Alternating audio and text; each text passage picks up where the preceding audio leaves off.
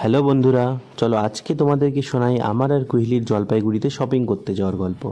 তো আমরা কিছু দূর বেরিয়ে গেছিলাম জলপাইগুড়ির উদ্দেশ্যে। তো একটা জায়গায় দাঁড়িয়ে নিজের সেফটির জন্য অ্যান্ড কিছু দূর গিয়ে পুলিশও চালান কাটতে পারে, সেজন্য ভাবলাম যে এখন হেলমেটটা পরে নেওয়া উচিত। বরাবরের মতো তিস্তা ব্রিজের উপর দিয়ে বাইক চালাতে আমার দারুণ লাগে। আর জাস্ট তোমরা ওয়েদারটা দেখো, আকাশে মেঘগুলো দেখো, কি দারুণ লাগছে। তো এইভাবেই ব্রিজের উপর দিয়ে বাইক চালাতে খুবই ভালো লাগে আমাদের।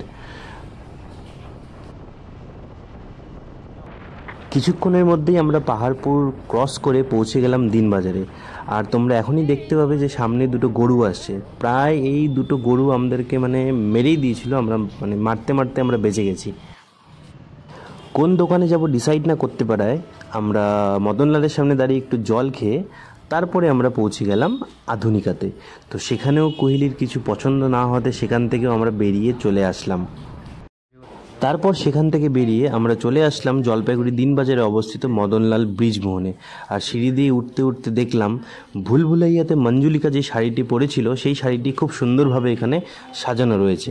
তারপর সেখানে গিয়ে প্রায় 500-1000টা শাড়ি দেখে কুইলির একটা শাড়ি পছন্দ হলো।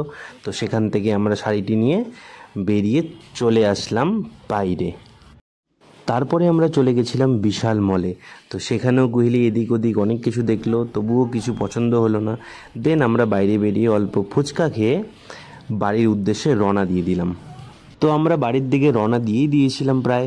তারপর কুহিলির মনে পড়লো একটা ব্লাউজ পিস কেনা বাকি আছে। তো তারপর আমরা দিনবাজারে দাঁড়িয়ে পড়লাম রাধাশ্রী দোকানে।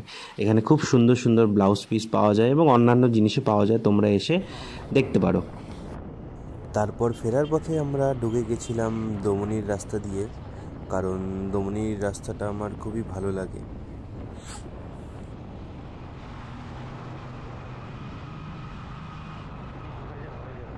তারপর দমনিতে দাঁড়িয়ে চা খেয়ে আমরা চলে যাই বাড়ি। তো চলো দেখা হবে নেক্সট ভিডিওতে।